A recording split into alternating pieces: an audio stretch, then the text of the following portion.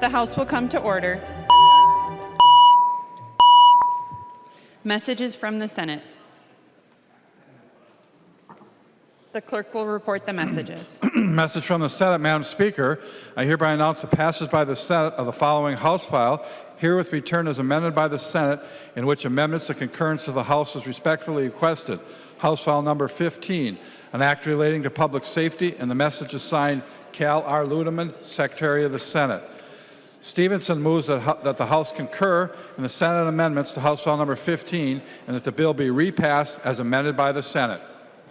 I recognize the author, Representative Stephenson, who will explain the Senate amendments. Thank you, Madam Speaker. And yes, I am moving that we concur to the Senate amendments.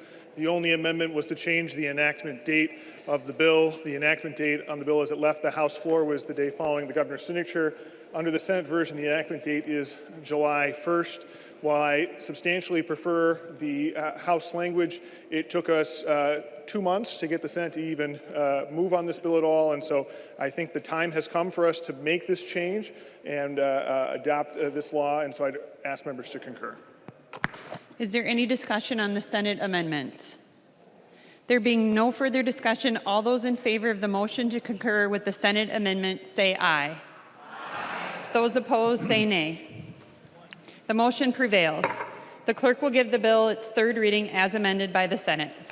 House file number 15, third reading as amended by the Senate.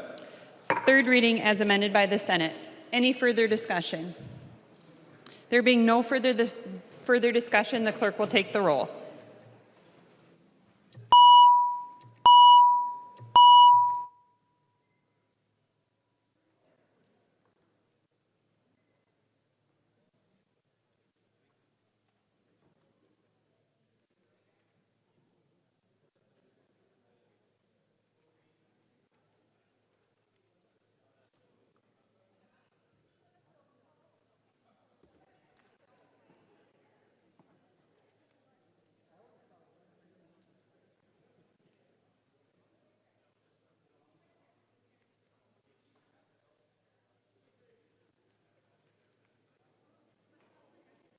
The clerk will close the roll.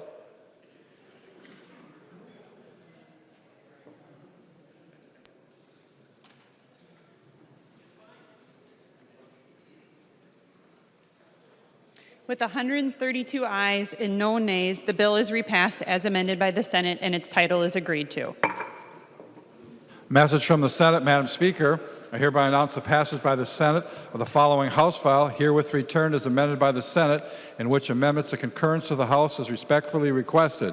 House file number 819, an act relating to health. The message is signed Cal R. Ludeman, Secretary of the Senate. Edelson moves that the House concur in the Senate amendments to House file number 819 and that the bill be repassed as amended by the Senate.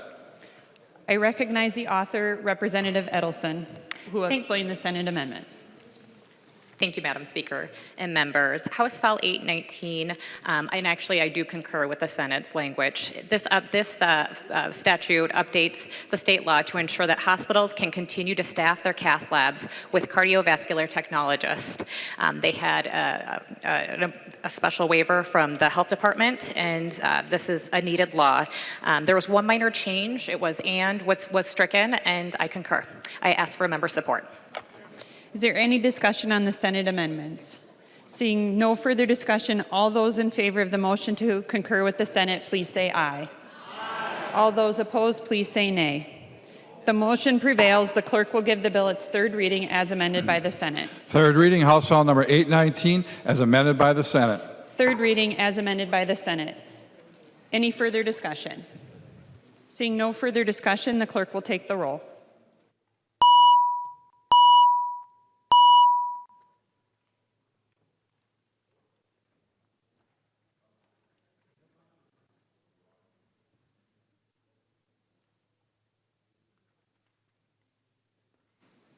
The clerk will close the roll.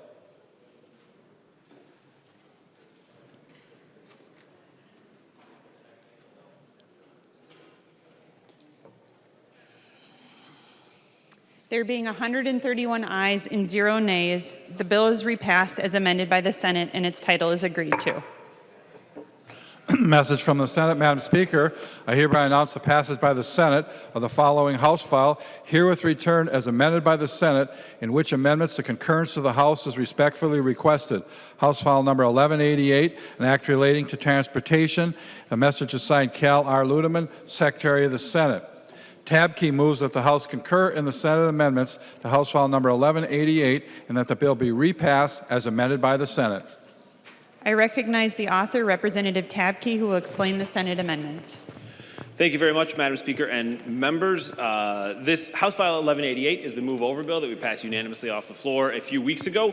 What this bill does is it adds utility workers, garbage trucks, recycling trucks to the list of vehicles that you need to move over when passing, if possible. And so this passed, like I said, unanimously off the House floor. It passed unanimously yesterday in the Senate with two small changes, and they are just clerical changes. One is adding an effective date, and a second is changing who is allowed to report issues with people passing without moving over. So I recommend that everyone vote green on this amendment, not on this amendment, on this bill.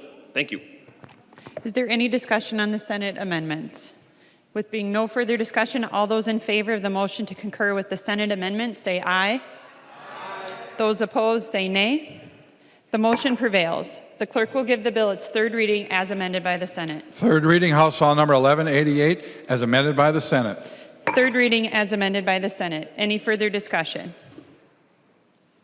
Seeing no further discussion, the clerk will take the roll.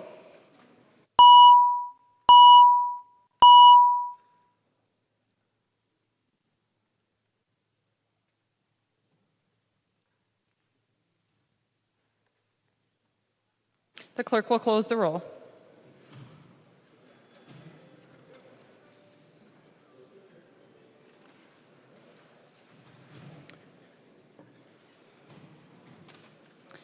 There being 131 ayes and 0 nays, the bill is repassed as amended by the Senate and the title agreed to.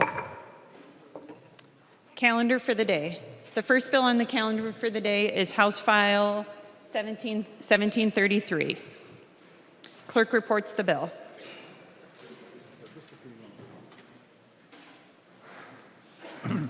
House File number 1733, an act relating to agriculture. Number 1 on the calendar for the day, the first engrossment. To the author of the bill, Representative Poppe. Thank you, Madam Speaker and members. This is the Ag Policy Bill. The bill includes many provisions that were carried over from last year in a bill that was not signed into law. So we have that, and we have many additional provisions that were brought forward from committee members and others this year. And so as we walk through the bill, there's a provision at the beginning that talks about allowing the Commissioner of Ag to enter into an agreement with cities of the first class to delegate some authority with regards to use, application, and disposal of pesticides to cities of the first class. We have Representative Vang has some language in here regarding the industrial hemp provision and allowing for expedited rulemaking when it comes to hemp to make sure that we're on track with that as quickly as that is moving forward as something to be able to do in the state of Minnesota here. We've got a number of provisions, again, that were included last year's bill. We do have a couple of other things. Representative Lippert has expanded for another 5 years, extended the Minnesota Organic Advisory Task Force. We do have a couple of bills that will be amending out at some point based on amendments that have been accepted or will be accepted, hopefully. We have advanced biofuel requirements. Both Representative Sundin and Representative Backer brought forth some amendments, some bills with that. Representative Anderson had a methane digester loan modification, and Representative Schumacher had an open-air swine basin definition. So the bill is just basically an ag policy bill, and I ask for your support. There are amendments at the desk. The clerk will report the amendment. Poppe moves to amend House File number 1733, the first engrossment, and the amendment is coded A28. To the author of the amendment, Representative Poppe. Thank you, Madam Speaker and members. This amendment takes out a couple of things that are in the bill. One is Section 18. That is the chronic wasting disease language that's in the bill. We certainly dealt with that pretty much in the Ag Finance Bill. There's obviously some other additional provisions in the Environment Bill, but we don't need it in this bill at this point, so we're removing that. We also are removing the reference to the Rural Finance Authority. As a body, we passed the RFA bill early on in session, and that's already been signed into law. And that was primarily dealing with those collapsed barns that the farmers had in January and February of this year. So that bill has already been taken care of, so that language is also being taken out. And I ask for your support. Discussion to the amendment. Representative Anderson.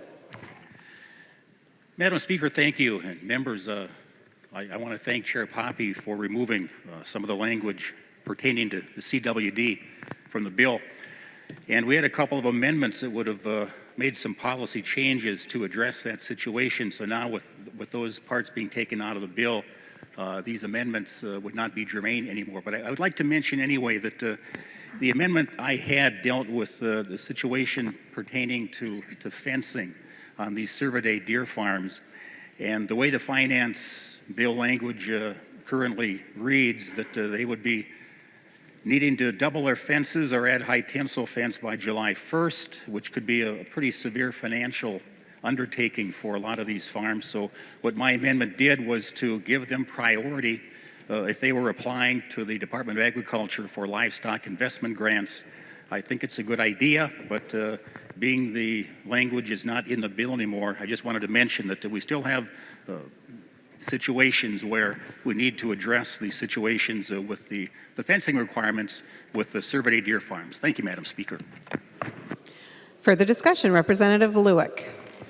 Thank you, Madam Speaker, and thank you, Chair Poppe, for kind of right-sizing this bill with relative to the Cervidae thing. And to follow on with what Representative Hamilton had mentioned, there's still a concern, and hopefully we can fix this going forward in the Ag Finance Bill on the time that would be allowed to go to the double fencing, assuming that comes all the way through, because it would be a matter of weeks, and everybody out there without double fencing would be out of compliance. And so this is something we need to work on further, obviously, with your amendment. Then both I and Representative Hamilton's or Representative Anderson's amendments won't be necessary. So thank you. Any further discussion? Representative Hamilton. Thank you, Madam Speaker, and thank you, Chair Poppe, for bringing this amendment forward. And I'd ask members to support the A28 amendment. Seeing no further discussion, all those in favor of the A28 amendment, please say aye. Those opposed, no. The motion prevails. The amendment is adopted. There is an amendment at the desk. The clerk will report the amendment.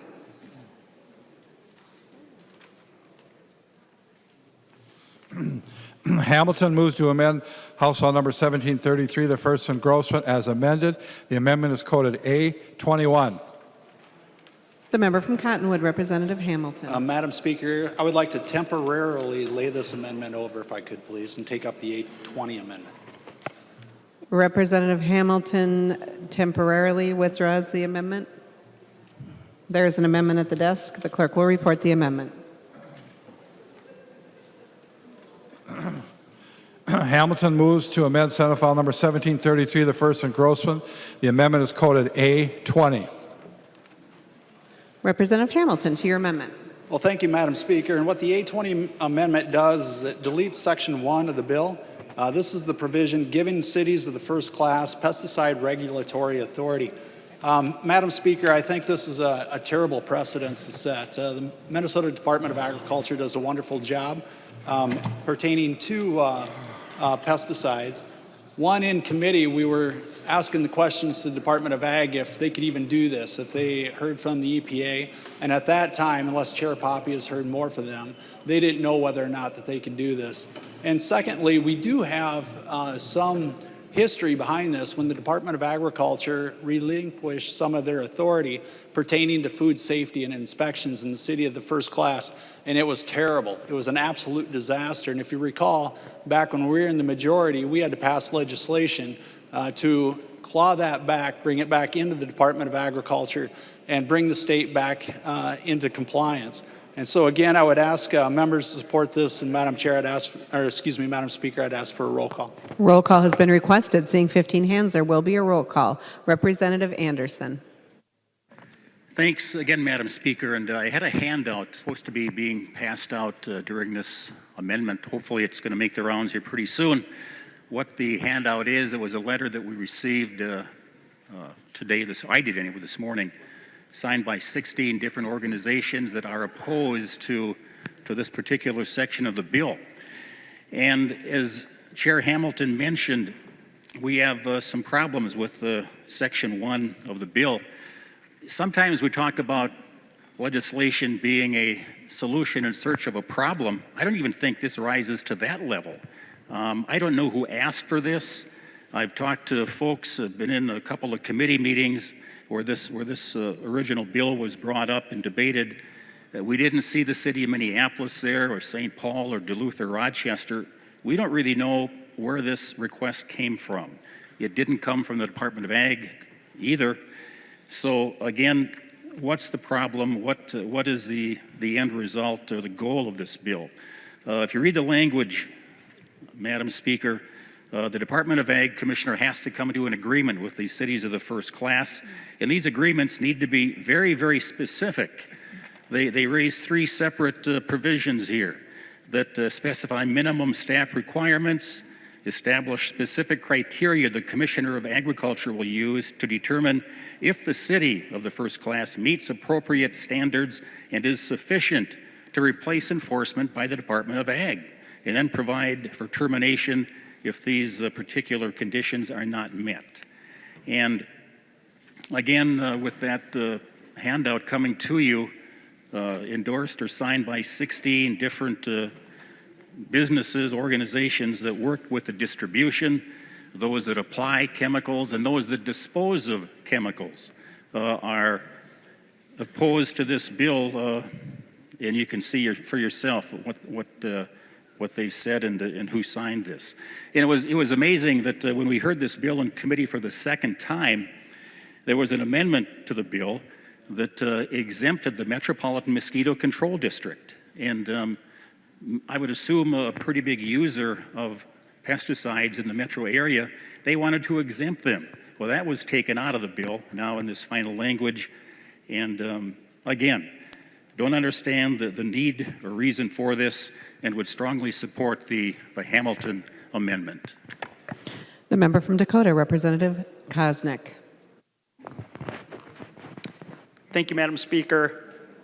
And Representative Anderson, I appreciate your comments here because I had some very similar concerns with the language in the bill. And I know serving on Representative Mason's subcommittee on local government, I would think a provision like this would have been heard on there. Representative, or Madam Speaker, I'm wondering if Representative Mason would yield for a question. She will yield. Representative Koznick. Thank you. Representative Mason, I'm looking at this Section 1 of this bill, exempting cities of the first class. I'm pretty certain that we didn't hear this in one of our committee meetings, and I'm wondering if you could share with the body why this wasn't heard or why it wouldn't be relevant to be heard under the Local Government Affairs Committee. The member from Dakota, Representative Mason. Madam Speaker, Representative, as I've said on many occasions, mainly what we had certain areas that we were concentrating in the committee, for instance, on the Met Council, and any other bills that the members wanted to hear, we were certainly willing to pull, but nobody showed an indication for this one. Representative Koznick. Thank you, Madam Speaker, and thank you, Chair Mason.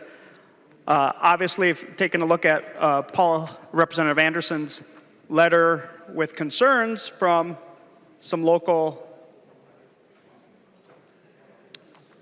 local groups that have an interest and a concern on this bill. I think it's something that should have been heard in our committee. Madam Speaker, would Representative Freiberg yield for a question? He will yield. Representative Koznick. Thank you, Madam Speaker. Representative Freiberg, I'm sure you've been listening to the short debate here with the concerns from a number of these local associations, Pest Management Association, Golf Course Superintendents Association, Nursery and Landscape Association, Pest Management, National Association of Landscape, Agricultural, Aviation, and a couple other ones that would be affected by Section 1 of this bill. Was this heard in your GovOps committee, Representative Freiberg? Representative Freiberg. Thank you, Madam Speaker. No. Representative Koznick. Thank you, Madam Speaker. And Representative Freiberg, I think this was a missed opportunity and bad procedure that we've been seeing all session long, that you're kind of just deciding which bills you want to hear and have to go through scrutiny. And here we get to the 3 weeks left of session, and we've got a pretty decent-sized bill here that people have concerns on, but the public wasn't able to have input. And members, I think the opportunity for the public to share concerns, make the bill better or stronger, and address the concerns of the public that we serve is important. And so, members, I won't rehash some of the concerns of the number of staff that cities would have to possibly be required to enforce this provision, and the enforcement, and how a city might determine if the procedures for the commissioner to comply. But those are real concerns that should have been vetted out more thoroughly. And so, members, I support the Hamilton amendment and ask that this section be deleted. Please vote yes on the Hamilton amendment. The member from Mauer, Representative Poppe. Thank you, Madam Speaker and members, and I'm going to ask people to oppose this amendment. And line 1.23 of House File 1733, the commissioner may enter into agreements. That does not say he must. That does not say it is going to happen. It says he may. There is description about what would happen if he chooses to do that, and what kind of regulation or authority he would be giving to the cities of the first class, but it is a permissive language within this part of the bill, and I would ask people to vote no. Seeing no further discussion, the clerk will take the roll on the amendment. Madam Speaker. We're under roll call now, Representative Runbeck. Well, I My stood apologies. before you called for the roll call. Madam Speaker.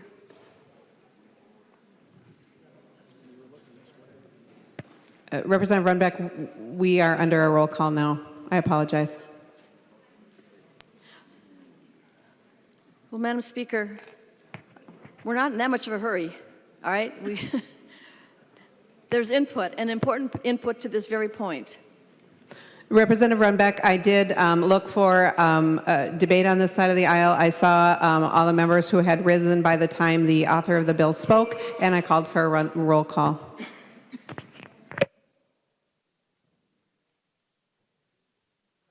The clerk will close the roll.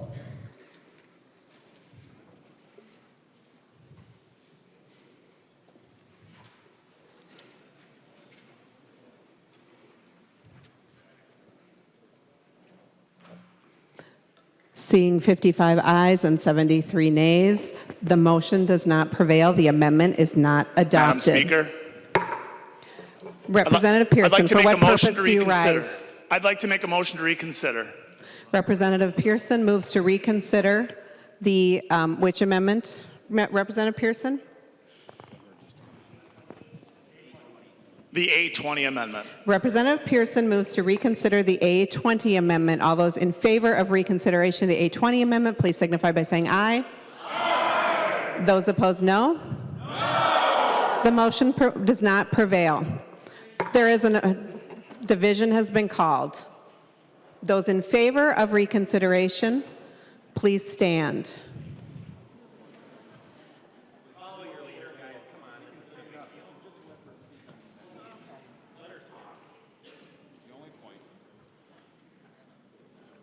Come on.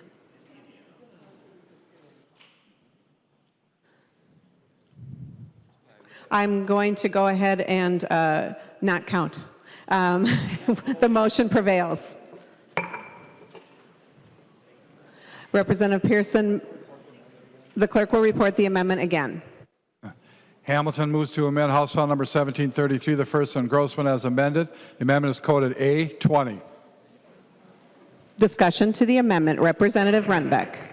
Thank you, Madam Speaker.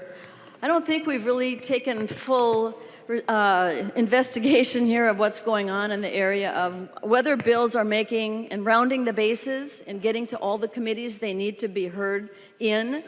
And it seems to be a very partisan selection as to which bills are getting heard and which aren't.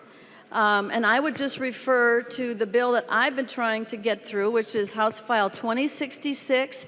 It affects every city, every law enforcement agency in the state who is looking for the authorization to access the FBI National Criminal Database in checking on a certain group of businesses that seek permitting.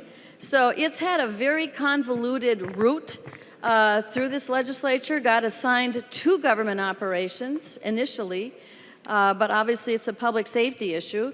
And then government operations wanted to hear it after public safety liked the bill, wanted to move it forward. And after that, then we wanted to hear it in local government, okay? So it went to 3 committees, a lot of questions, a lot of good information. It's a very basic administrative decision we need to make that affects all cities. So really, sometimes we do hear this and we make bills go to all the committees they should go to, and sometimes we don't. So this is very interesting and very concerning. This is a real bill. It's requested by the Police Chiefs Association. It would appear that there's just an interest in delaying the bill, not really getting this done. So I think what Representative Koznick, and thank you very much, Representative Koznick, for continuing to press these issues. You know, we need to have a rule and a standard that applies to everybody. And so I would just like to say that I support the Hamilton Amendment. If we're not fairly treating all bills and looking at all issues in the same broad-based way, even and fair way, there's something wrong. So again, I support the Hamilton Amendment. Representative Anderson. Thanks, Madam Speaker. I appreciate the fact that you realize that this side of the aisle was louder on that one, so thank you very much for letting us bring up a couple more points. I was also going to speak after Representative Runbeck, but it did go to the vote rather quickly. Madam Speaker, would Representative Pearson stand for a question? He will yield. Representative Anderson. Thank you for yielding. Representative Pearson, you represent the city of Rochester, one of the 4 cities of the first class in the state. As far as you know, do you remember anybody from your city coming to you and requesting that this type of language be adopted here at the legislature? Representative Pearson. Madam Speaker and Representative Anderson, thank you for the question. There's only 4 cities of the first class at this time. Rochester being one of them, and I being one of 4 representatives that touch on the city of Rochester. I have not heard anything from anyone in the city of Rochester staff requesting this, asking for this. But I do find it peculiar, again, with the new system of how legislation traveled during this session. I think, Madam Speaker and members, I do think it's an informative way to legislate when bills are traveling in this new found way where the chair of the Ways and Means Committee can have bills travel from committee to committee just based on a memo, based on a summons. So I would think that the city of Rochester would have a hard time knowing about a piece of legislation like this, which is why this is permanent to the debate. I think it's very hard for a city of the first class, a sophisticated city like Rochester, to even know that something like this was being discussed or talked about. And the fact that it didn't go through all of the committees that it potentially would be touched upon, I think is an indication that this has not been well vetted, and that this Hamilton amendment is one we should be considering at this time. Representative Anderson. Thanks, Madam Speaker. Well, I appreciate the fact that the language here is permissive, but again, I would raise the overall question, is this really necessary? And with that, again, I would support the Hamilton amendment. Any further discussion? Representative Koznick. Thank you, Madam Speaker. We're here to have debate. And because of the policies and the procedures that were utilized throughout the committee process, we have this problem. Leader Winkler, we appreciate that you extended debate and reconsidered this bill, but to threaten us that you'll remember that members want to continue to debate, I think is Point of against order, Madam Masons. Speaker. Personalities are not permitted in debate under Masons. Members, remind you that the issue at debate is the A20 amendment. Representative Koznick. Thank you, Madam Speaker. It's the minority's prerogative to continue debate. I appreciate that you extended and reconsidered. And that's my only point, is that we don't need to be intimidated. Thank you. Any further discussion? Seeing no further discussion, the clerk will take the roll on the A20 amendment.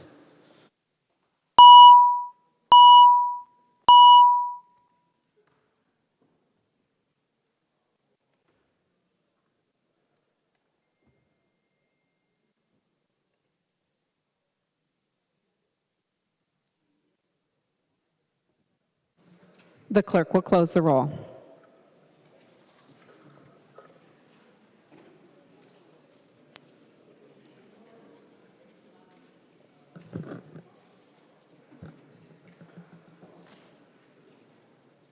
There being 58 ayes and 73 nays, the motion does not prevail. The amendment is not adopted.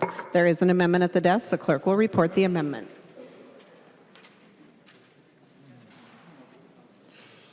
Anderson moves to amend Senate House File 1733, the first engrossment as amended. The amendment is coded A26. Representative Anderson, to your amendment. Madam Speaker, I withdraw that amendment. Representative Anderson withdraws the A26 amendment. Representative Hamilton, do you wish to offer the A21 amendment that was temporarily withdrawn? Madam Chair, no, I was just going to make a point. We were trying to get creative, Madam Chair, to extend the deadline in hopes that the Republicans would retake the majority so that this would not be implemented. So at this time, I'd like to withdraw that amendment. Representative Hamilton withdraws the A21 amendment. There are no further amendments at the desk. The clerk will give the bill its third reading. Third reading, House File number 1733, as amended. Third reading, discussion. Representative Johnson. Madam Chair and members, there's one really good and very important thing in this bill that I want to talk about, and I want to thank Chair Poppe for putting it in. Towards the end of, Madam Speaker, towards the end of, right at the end of, I believe it was right at first deadline, there might have been second deadline, the Public Safety Committee was dealing with the bill with dealing with the CDB oils and extracts. And in this bill is expedited rulemaking for the hemp industry, which is very important. Because in that Public Safety Committee, some very concerning things were brought out. When the THC level in the hemp has to be below a certain level, and when it's above that, if it's found in the fields, they destroy the field. If it's borderline or it's discovered in the processing area, they extract it, which is a good thing. They're taking it out. The problem that was discovered, there's no rules, regulation, oversight for what happens with that THC concentrate. And we had this committee about 3 days after 3 of my high school students were vaping in the school bathroom, high concentrate THC, and they all had to be transported by ambulance to the emergency room because it was affected them greatly. Now the hemp industry has a lot of good things, and what I'm hearing, the CBD oils can be very effective. But we have to be careful with the THC, the hallucinogenic that it sometimes produced. And so we need these expedited rules as quick as possible, and I'm hoping that Chair Mariani will work with me next year once we get these rules. So on the public safety side, we can deal with this as well should that THC and those high concentrate extracts get on the black market. Thank you, Chair Poppe, for this part of the bill. Further discussion to the bill. Representative Koznick. Thank you, Madam Speaker. And with respect to Chair Johnson, I just want to voice my support for the subdivision 3, the industrial hemp, and one of my good friends that I've gotten to know operating a business. This is an opportunity for Minnesota farmers to grow their markets, and I support this subdivision 3. Any further discussion? Representative Hamilton. Thank you, Madam Speaker, and thank you, Chair Poppe, for your hard work and all the committee members on this bill. And there's a lot of good policy provisions. There's no question about that in this bill. And in fact, some of this work was done when Chair Anderson chaired the committee, and unfortunately, the bill at that time was vetoed by Governor Dayton. The issue that I have is still with Section 1. And because of Section 1 in this bill, I'm not going to be able to support it, and I ask members to vote red. The member from Poppe, Representative Anderson. Thanks, Madam Speaker and members. Yeah, some good things in this bill. A couple of things that we worked on. An item concerning methane digesters. We had a rule or a law that once a farmer applied for and got one loan for a digester, he was not able to utilize the program again. So we had the language inserted that if you paid off your loan in good standing and were going along well, and you wanted to expand that digester, for example, do a environmentally friendly thing, that you now could apply for a second loan to expand or put in a second digester, working with the state of Minnesota. Another nice feature pertaining to milk storage. Again, we're trying to help our dairy farmers any way we can, and we've had a rule that if you store your milk more than 72 hours on farm, you can't sell that anymore. And I have to think back to February when we had all these severe storms in the state, and I'm sure some roads were impassable, and I'm betting some milk had to be dumped because the bulk tank got full and no place to put it. So had this been available, we could have maybe saved some of those loads of milk from being dumped if they could have held those longer than the 72 hours. And we've talked a lot about the state of farming in the state and country. I just ran across something last night. It came from USDA, and maybe you've seen this, but for every dollar that American consumers spend on food, the American farmer and rancher gets about 14.5 cents out of that consumer dollar. That's according to the Economic Research Service at USDA. And I was just thinking to put it into terms we can all understand. If we, for example, I went to the store and bought a $3 loaf of wheat bread, for example, the farmer's share would be about 42 or 43 cents of that $3 loaf of bread. And it just isn't enough to pay the bills on America's farms anymore, and all sectors are hurting, livestock, dairy, beef, hogs, and crop farming as well. And of the remaining 85 cents of that consumer dollar, that goes for things including processing, wholesaling, distribution, marketing, and retailing. And this last piece of information. In the last 5 years, our country, the United States, has lost upwards of 70,000 farm operations. We're losing dairy farms at a rate of about 10% per year. And if that continues, we hope it doesn't, we need to do what we can to slow down that exodus off the farm. And for that reason, I will support the bill. A lot of good things in the bill, and hopefully we can continue working on that, the issues with the chronic wasting disease, and come to some sort of compromise on that as well. So again, thanks to Chair Poppe for putting a good bill together, and I will be supporting that bill as it comes off the floor. The author of the bill, Representative Poppe. Thank you, Madam Speaker and members. First of all, thank you, Representative Hamilton, for your honesty regarding the one amendment that you withdrew, so I appreciate that. I appreciate Representative Anderson, who for the last 4 years has been the chair of Ag Policy. So yes, this bill does come with a lot of provisions from the work that was done over the last 4 years. We did add a few new things to this. And I will say that, again, everyone's going to concentrate on Section 1, but there are a heck of a lot of really good sections beyond Section 1. Section 1 does allow for the commissioner to be able to enter into agreements, and I know I did receive information from them today that they are in the process of speaking with EPA to try to come up with just the background and knowledge about whether or not they can do this, if there's going to be ability to do that, but probably enforcement is going to always remain with the Department of Ag. So I know that there's going to continue to be more discussion about this.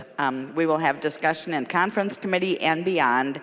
So I do appreciate that there's some kind of focus on this right now, but I'm going to tell you that the focus of the bill really needs to be on the rest of the bill, because there's a lot of good ag policy, and I appreciate everyone who chooses to vote green today. I know for some there's going to be some red on the board, but I do appreciate that we have a really strong bill. We'll be taking this into conference as well, and I think when it comes back, hopefully we'll have even more green on the board. So I appreciate your time today, and thank you, Madam Speaker. I encourage a green vote. Seeing no further discussion, the clerk will take the roll on the bill as amended.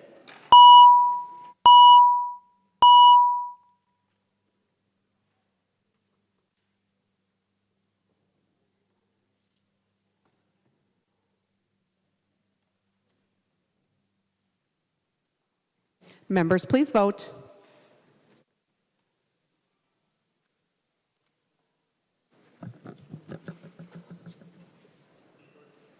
The clerk will close the roll.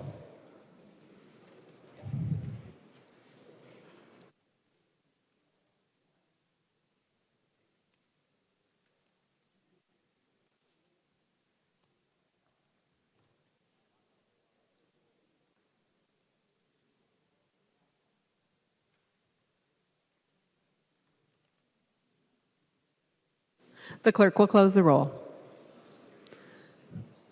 There being 81 ayes and 49 nays, the bill is passed as amended and its title agreed to.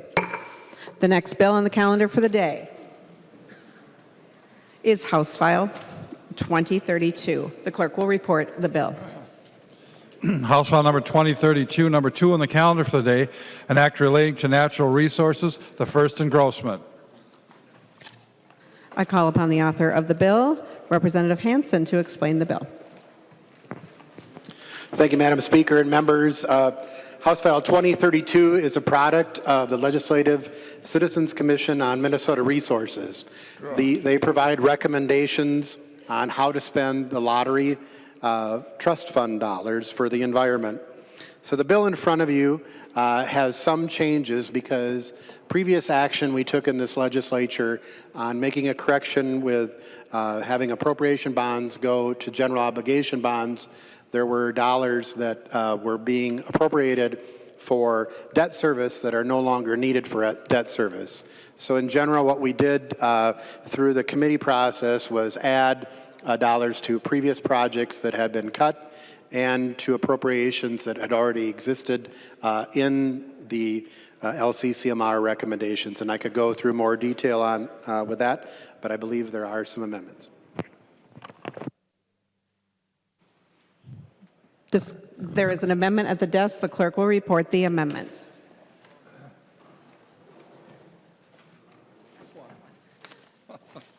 Hansen moves to amend House Bill number 2032, the first engrossment, and the amendment is coded A4.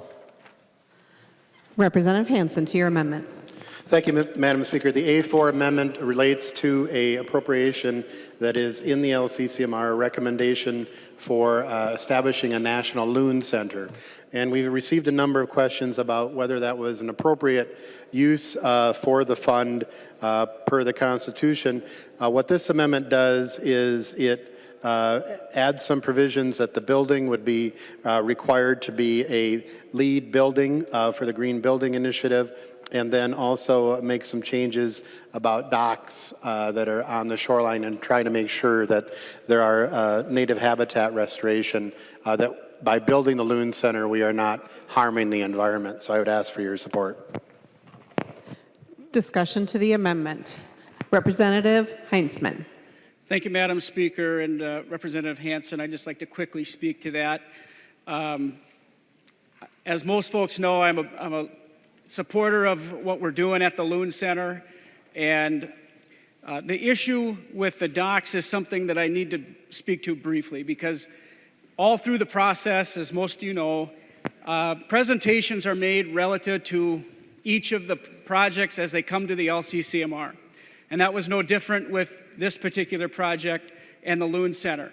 A major piece of that presentation included docks that are allowing visitors to access that lake area there and along that shoreline. And it's an important piece of the educational segment that's being produced through the Loon Center creation and through the construction process there. So I hate to, but I have to speak against the amendment. The portions of it relative to energy and what they're trying to do with the LED, I think that that's excellent. I don't think there's any concerns relative to that, but it is really important that the dock systems are there and allow that education to take place as it was brought to us and described to us at the LCCMR and through the process. Further discussion. Representative Lewick. Thank you, Madam Speaker. I, too, have to speak against this amendment. The folks that have been working on this have really brought in some of the best and brightest engineering and design people that have already looked. They're very familiar with our environment up there, what you can and can't properly do in the lakeshore area. The other thing to remember here is once you go get to the point where you're actually going to start building stuff, you have to go through a very stringent permitting process for you, particularly you folks across the aisle that may have a summer home up in my area. You go tinker with the building or the shoreline, you very quickly may draw a lot of attention to make sure that you're following the rules if there's a permit required. So I've got absolute confidence that the environment is going to be more than treated fairly. We're going to follow the rules there. And with the, obviously we're a little further north where this is going to be located, but energy efficiency is something we have to have. A little bit taken aback that's pretty fundamental, because when you design buildings, you have to take a look at the long-term costs. So that's fundamental to what we do. When it's 20 below here, it's typically 40 below up there. So, but again, I think this is an unnecessary amendment, and I think we get a little heartburn about tinkering with LCCMR things down here in the legislature after they've came forward, after that august group has looked at those, scrubbed them, and so I think this is just an unnecessary tinkering with a good project, and so I certainly don't support this amendment. Thank you, Madam Speaker. Representative Dean. Thank you, Madam Speaker and members. I'm pretty sure I'm the only individual in this chamber that's a LEED accredited professional.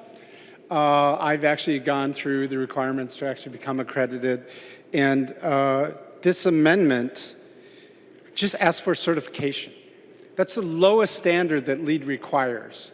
There's, on top of it, there's silver, there's gold, and there's platinum. This is like the bare minimum that would be required of a building to meet LEED certification. I think it's unrealistic to think that we shouldn't be requiring this of all the buildings that are built with state money. So I encourage folks to vote green for this, and let's just move on. We can have discussions about buildings and energy standards and environmental standards moving forward in the future, and I would love to engage any of those conversations with individuals that would like to have it. Thank you, Madam Speaker. Representative Lueck. Thank you, Madam Speaker. Well, let's be fair about this. Let's have another discussion someday when we're going to decide at this body whether or not we're going to require that standard on every penny of money that goes out of here to build every state building. So folks, think about that. I think this is really unfortunate and unfair that you would single out a single project out there in rural Minnesota and decide that's the one. I appreciate it. I mean, we need to have that discussion, Representative Dean and Madam Speakers and members, but this is the wrong place. We don't do this by singling out a specific project and a specific group of people who are going to put a huge amount of private donations in and decide that, oh, you're going to do this without first having the broader discussion. So again, I do not support this amendment, Madam Speaker. Representative Hansen. Thank you, Madam Speaker, and Representative Heinzman. We would, as we discussed today, we will continue the conversation going forward. I think it's really important, members.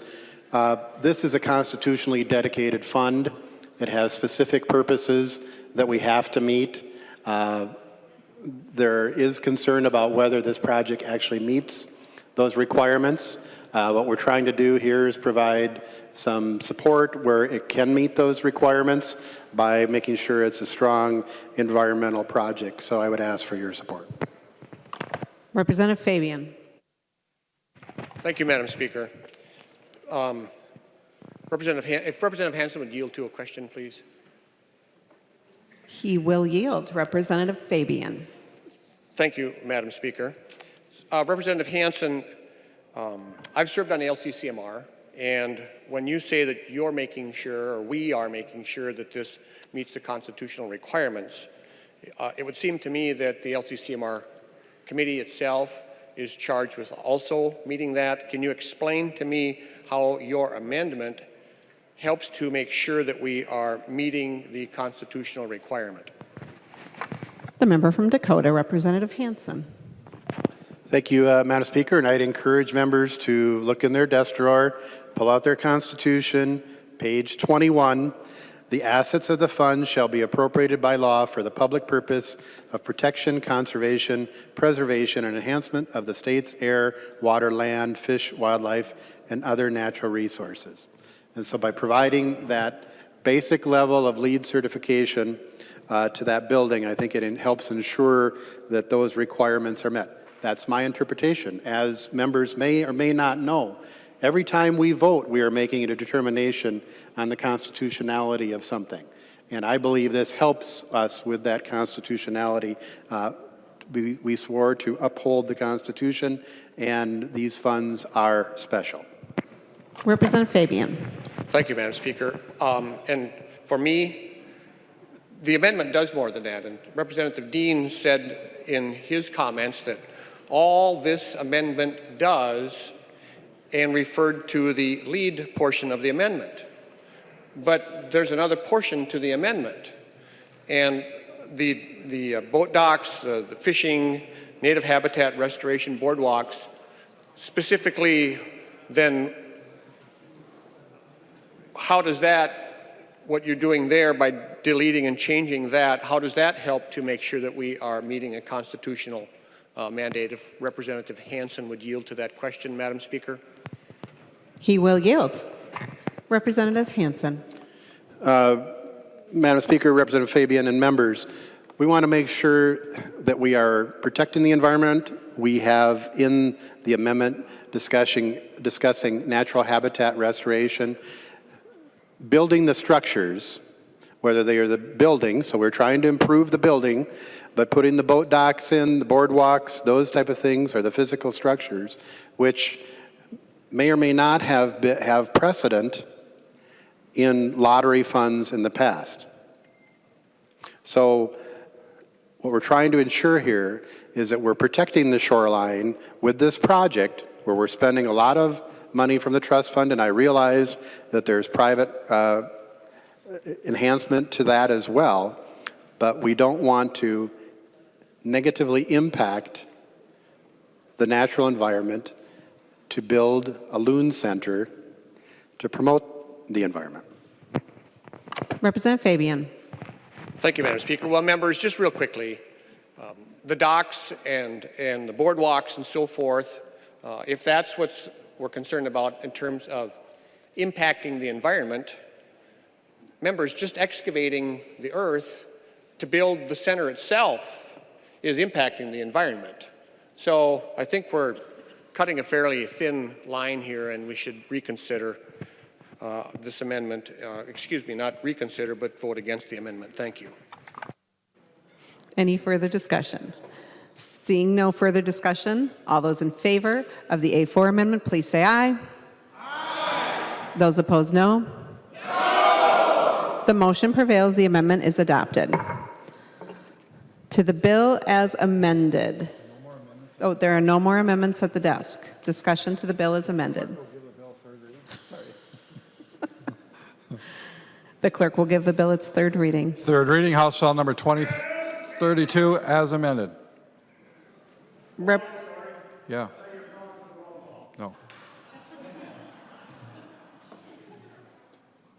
The clerk will give the bill its third reading. Third reading, House File Number 2032, as amended. Third reading. Discussion to the bill as amended. Representative Quam. I didn't want to let an opportunity go by to say thank you to the author of this bill. If I'm reading it correctly, 10% of the funds, a little over 10%, is given to wastewater treatment recommendations. And that is going to make a difference and improve the water in the state of Minnesota. I wish that would be expanded, but we don't enough here on the floor thank the authors for making progress to improving. And I apologize earlier, I thought we were going to the vote. But thank you, Representative Hansen. Further discussion to the bill as amended. Seeing no further discussion, the clerk will take the roll on the bill.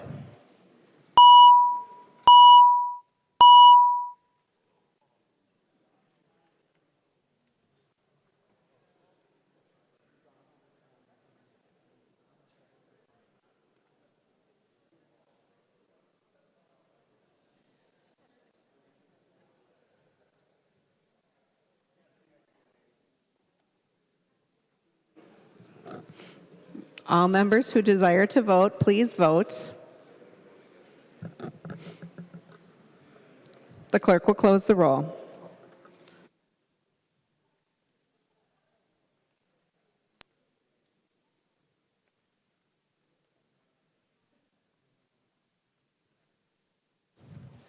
There being 120 ayes and 10 nays, the bill is passed as amended and its title agreed to.